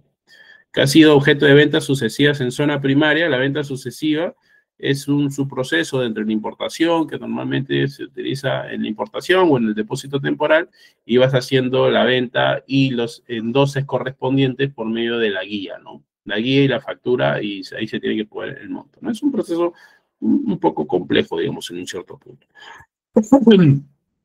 Amparado en un solo documento de transporte con mercancía restringida y que sea destinada conjuntamente a la misma declaración, ¿no? Si otra es mercancía restringida, supongamos, traigas celulares y adicionalmente traigas, no sé, tachos de basura o tachos de ropa, ¿no? Va a pasar todo a ser destinado por medio de diferido, ¿no? Diferido.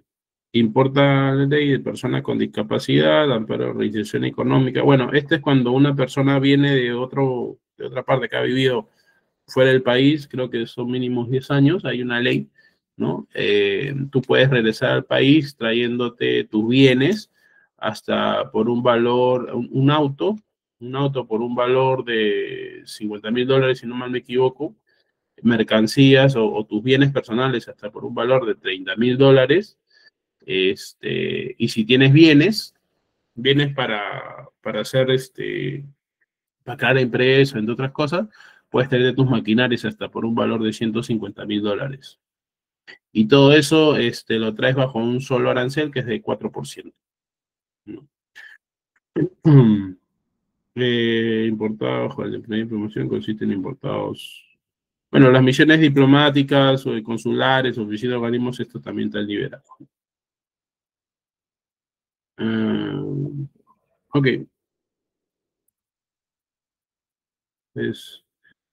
Hablemos del abandono legal de las mercancías. El abandono legal de las mercancías es cuando se produce, ¿no? Cuando no hayan sido solicitadas o destinadas dentro del plazo establecido en el despacho inferior o dentro del plazo de la prórroga otorgada para destinación previo al artículo 132. Cuando llega la mercancía, tú lo tienes que hacer obligatoriamente si es que esa mercancía cumple con las características, que es las que no hemos hablado hace un momento, si no sean todas las contrarias, ¿no? Con el artículo, tendría que ser anticipada, ¿no? Entonces, si pasa diferida, tienes 30 días. Te dan 15 días una vez posteriores a la llegada de la nave y puedes ampliarlo hasta 15 días más para hacer el tema de la declaración. Creo que tampoco hablamos de urgente, ¿no? Mercancía urgente. Creo que eso se me fue. Sí, ahí está todavía.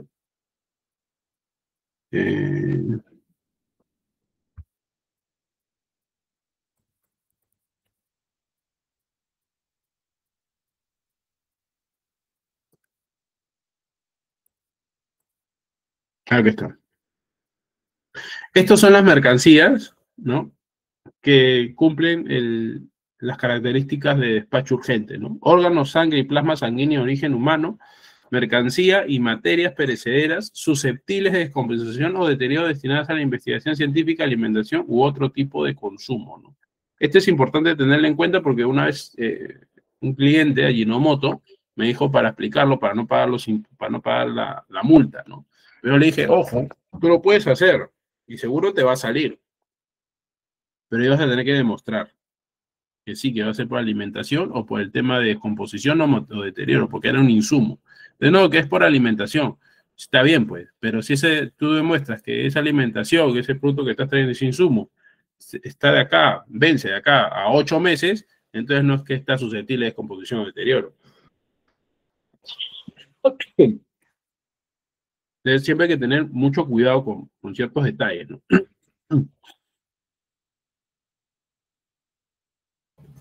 Entonces, de ahí, ¿qué más tenemos? El tema de los materiales radioactivos, también animales vivos, exposiciones, combustibles y mercancías inflamables, documentos diarios, revistas y publicaciones periódicas, medicamentos y vacunas, piedras, metales preciosos, billetes, cuños y monedas, mercancía a granel, maquinarias y equipos de gran peso o volumen, incluso aeronaves, partes y piezas y repuestos de maquinaria que no paralice el proceso productivo solicitados por el productor, ¿no? Eso hay que siempre explicarlo, ¿no? Carga peligrosa, insumos que paralicen el proceso, okay. Otras mercancías de criterio, ¿no? Y el tema de envíos de socorro, que esa es otra, digamos, otra modalidad, son vehículos, otros medios de transporte, alimentos, contenedores, líquidos de agua, bolsas, purificadores de agua, medicamentos, vacunas, materiales, instrumentos médicos, ropa y calzado, tiendas y todo de campaña, casas o módulos, hospitales de campaña y otras mercancías de criterio del jefe del área, ¿no? Ojo, si bien es cierto, acá vemos ciertos materiales que son de mercancía anticipada, ¿no? De despacho anticipado, pero es siempre y cuando estos envíos de socorro constituyen vías de socorro aquellas que establezcan las normas especiales, ¿no? O sea, que haya pasado, supongamos, un tifón, o que haya pasado una situación en el país, un terremoto, ¿no? Entonces dicen, no, que hay que enviar allá, entonces ya, te lo facilita la aduana, ¿no?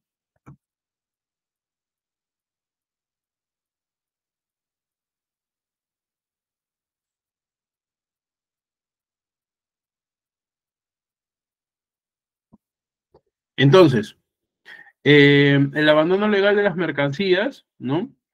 Se va a dar en el diferido entre el plazo de 30 días calendarios a partir del día siguiente de numeración de la declaración. Para el despacho anticipado, 30 días calendarios contados al día siguiente de la fecha de término de la descarga.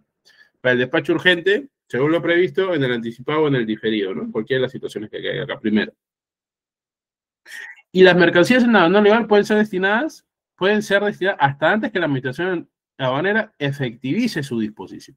Como había comentado en algún momento, la mercancía en abandono legal puedes encontrar en esa situación legal, pero no significa que no se pueda hacer nada. Sí se puede hacer muchas cosas, ¿no? Cuando ya no se puede hacer, cuando la mercancía pase a ser adjudicada, cuando hablemos de adjudicación, es que la SUNAT se lo da a una ente gubernamental, que puede ser algún ministerio, puede ser alguna municipalidad, ¿no? Un ente regional, entre otros, ¿no?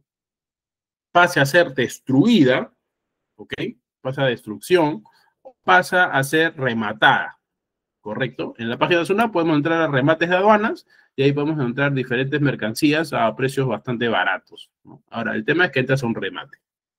Habría que ver hasta qué momento estás dispuesto a pagar cierta mercancía, ¿no? Bueno, ahí hablamos de las mercancías vigentes, ¿no? Que esto tiene que ser a solicitud del importador y tiene que haber un reconocimiento físico en el cual no se encuentran las mercancías que supuestamente tú has declarado en un primer momento, ¿no? Pero ya cancelaste los tributos correspondientes a, supongamos, 100 unidades, pero no llegaron 100 unidades, llegaron 50, ¿no? Las otras 50 quedan vigentes, ¿no? A eso se refiere con mercancías vigentes. La notificación de medios electrónicos, ¿no? Te pueden llegar diferentes actos administrativos, siempre es importante revisar su buzón electrónico, que hay requerimiento de información, resoluciones de determinación o multa, resoluciones de declaración que declara procedencia en parte o improcedencia de una solicitud y resolución que declara procedencia cuya ejecución sujeta al cumplimiento del requerimiento aduanero. Bueno, ya hemos hablado de esto. La documentación exigible para la importación. Siempre vamos a hablar de ciertos documentos, sí o sí que se necesitan, documento de transporte, factura, documento equivalente o contrato, ¿no? Esto es lo que sí o sí se va a necesitar. Y para medio la demostración de los medios de pago, el comprobante de pago, ¿no? En la transferencia de bienes, antes excepto cuando, ¿no? Cuando habla de excepto cuando, hay una entidad del Sistema Financiero Nacional, hay endosado un documento de transporte a favor del importador. A veces ciertos documentos de transporte, BLs, ABWs, están endosados, están como consignatarios los bancos, ¿no? ¿Por qué? Porque eso es por medio de la carta de crédito que han hecho el pago y ellos se aseguran la liberación hasta que le paguen al banco, ¿no? Y ellos endosan al importador posteriormente. La transferencia sea a título gratuito por una entidad del sector público, excepto el Estado, la Iglesia Católica, es emitido utilizando medios informales autorizados y proporcionados por la SUNAT. Bueno, esta es otra parte de la historia. De ahí, aparte de estos dos documentos, o tres, siempre debe estar el comprobante de pago, si no, no puedes demostrar el valor realmente pagado por pagar y te podrían aplicar otros métodos de valoración y hacerte los ajustes correspondientes en los pagos y así aumentar, porque siempre es así, aumenta el tema de tus impuestos, ¿no? El seguro del transporte de corresponder, bueno, si hay una póliza global o flotante, debe haber una cobertura que se llama el documento aplicación normalmente, ¿no? En el caso que yo tengo de Mafre, tengo el Pacífico, ¿no? Y hay otras como Global Source, ¿no? Que también tienen. La aplicación o documento de control del sector competente, ¿no? Regulación de mercancía restringida cuando sea gestionada a través de la Ventanilla Única de Comercio Exterior del BUSE y la declaración jurada suscrita al importador cuando la norma específica lo señale, ¿no?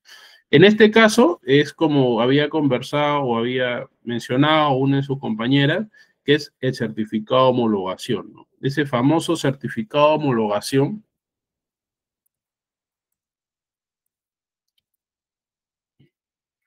del MTC, ¿no? Entonces acá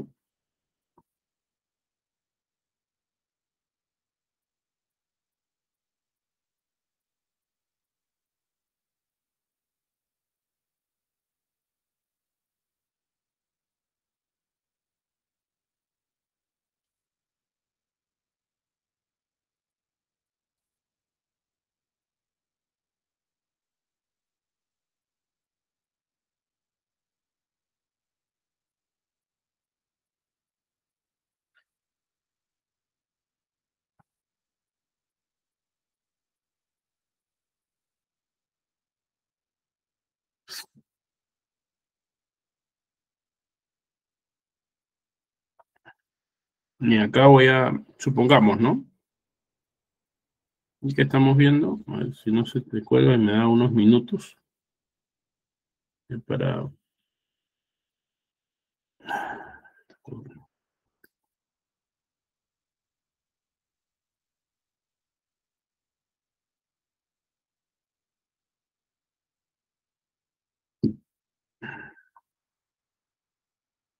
So,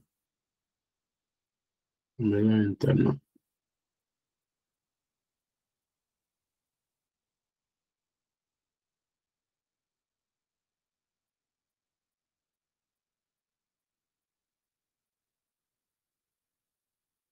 Acá, mira, supuestamente lo que me ha dicho Jaire, y que justo estamos viendo este caso, es esto, ¿no? Entonces, ella lo que tendría que entrar es entrar al BUSE, ¿no? Y acá entrar a crear solicitud, pero como digo, hay ciertos documentos, vas acá a Ministerio, MTC, y acá está la homologación, ¿no? Aquí está. Y acá te pone, ¿no?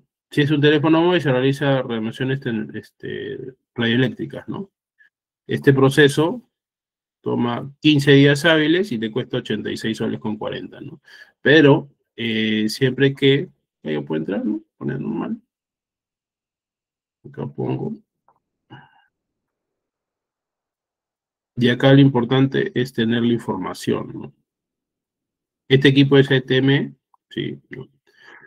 El número de TAC es el número de TAC que debe tener el equipo. Oh, el equipo es teléfono celular, en este caso no, ¿no? Si el equipo tiene contacto o se sitúa cerca del cuerpo humano, sí, sí. Por eso es importante tener la documentación, ¿no? Autorización para operar radiodifusión. En este caso habría que ver qué cantidad son, ¿no? Si solamente son para ella, habría que ver, ¿no? Autorización para operar servicio, este servicio. Uso personal no es, ¿no? Porque uso personal es hasta máximo 5. Autorización para operar teleservicios, servicios públicos. Ahora, ¿ella es casa comercializadora? No lo sé también. Debería ser casa comercializadora. Entonces, supongamos que sea acá, acá pones tu detalle y teléfono solicitado. Ahí pones los productos. Acá puedes poner ver ayuda y te van a dar cierta información de lo que vas a necesitar. Homologación, datos adjuntos y te va a comenzar a decir.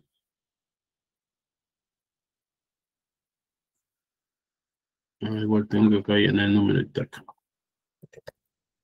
ver si me dan. Ya. Acá pones productos y tenías que poner acá, ¿no? Y acá te hacen llenar una serie de información, ¿no? Pues es importante que el mismo fabricante es el que te haga la venta, ¿no? País del fabricante, dirección del fabricante, en qué número de página, porque tienes que dar un catálogo, un manual del usuario, ¿no? Entonces ahí dice, ¿no? El manual técnico, perdón. Manual técnico, acá te dice, ¿no? Guía de instalación del manual técnico, definición del manual técnico, así mismo manual técnico que corresponde a un único documento y no a varios. En el caso de no información técnica necesaria para la promoción, podría ser declarada improcedente. Acá te lo dice. Si no tienes esa información, que es vital, puedes hacer todo el proceso y te pueden decir que no, ¿no? Y ahí queda tu tema, ¿no? Y acá te pide, ¿no? Manual técnico de copia simple, certificado del documento del SAR, el test SAR también necesita, ¿no? El SAR es cuánto emite por cada parte del cuerpo que la radiofrecuencia, ¿no? Eso sería, ¿no? Eso sería. Ahora, creo que le comenté que el tema de la homologación, eh, equipos MTC que no necesitan permiso.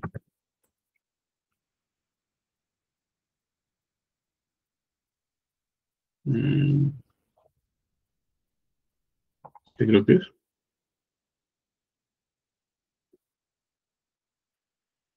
Acá dice, ¿no? Relación de equipos, aparatos de delegación que aún requieran no este permiso de internamiento. Aparatos de delegaciones que aún contando con homologación requieren permiso de internamiento. A ver, acá estación, radares, emisores, transmisores, micrófonos, roteadores, transceptores, repetidores Wi-Fi, modems inalámbricos,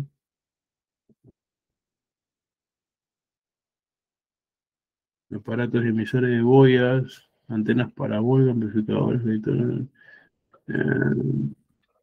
Este de acá no son considerados, como le decía, mercancía restringida, que por acá está lo que le comentaba, si no me equivoco. Ella me dijo tablet, ¿no? Pero creo que las tablets, Gateway, inalámbrico, escáner, alámbricos o inalámbricos, impresoras, firmadoras, patentes, equipos notebooks, equipos laptop, no necesitan permiso, ¿no? Por más que tengan Wi-Fi, ¿no? Teclado inalámbrico más, acá está la lista. Televisores con Wi-Fi, cámaras fotográficas, módulos transportadores, controladores, access point, fuentes alimentadores, equipos médicos, codificadores, GPS y convertidores.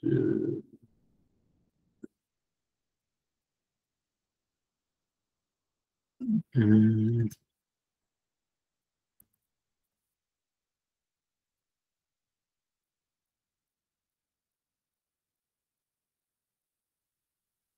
no creo que no. No, no figura tablets. Bueno, si no figura es que seguro necesita permiso, ¿no? A mí me parecería que no, pero ahí está, pues, ¿no? Y si no tienes ese documento, simplemente no va a ingresar. Es así de sencillo. No va a ingresar y se va a quedar ahí tu mercancía, Friday. ¿Qué estrategias pueden las empresas, qué estrategias pueden adoptar las empresas para minimizar el impacto de los aranceles? Mm, no, no sé exactamente a qué te refieres, ¿qué? ¿Los aranceles de Estados Unidos? Ese es para exportación, ¿no? Pero, bueno, si tú quieres exportar, simplemente, es que en eso tampoco se puede hacer mucho, la verdad. Porque si no perderías el origen, ¿no? Lo otro es que envíes a un país donde no encuentre, donde no tenga ese, digamos, a Estados Unidos el ingreso, que no tenga ese arancel recíproco y tú tengas una empresa y que ahí lo exportes, ¿no? Y ahí no pagaría. Pero yo lo veo mucho trámite, mucho trámite. Ni siquiera el material cosmético. Hace poco estuve en una conferencia acerca de 3, 4, 5 empresas que acá exportan un montón de material cosmético a Estados Unidos y que igual con el tema del impuesto o del arancel recíproco, igual siguen ganando plata, ¿no? Es mucho cómo esté posicionado porque si bien es cierto, puede aumentarte un poco, estamos hablando de 10%, que no es mucho, pero en Estados Unidos sí pagan. O sea, sí hay grupos, yo te diría que vayas directo a ciertos grupos donde hay más poder económico, ¿no? En Estados Unidos hay mucho rico, hay mucha gente que tiene dinero, ¿no? Aparte te pagan en dólares. Entonces, no sé qué tanto, ¿no? Bueno, ya son las 7:43. Creo que he avanzado más que todo varios temas prácticos, ¿no? Les he solucionado varias dudas que ustedes tenían. Espero que eso les haya podido ayudar bastante. Así que, nada, yo me voy yo doy por culminada mi clase y ya nos estamos viendo el día jueves, ¿no? Jueves, sí. Gracias.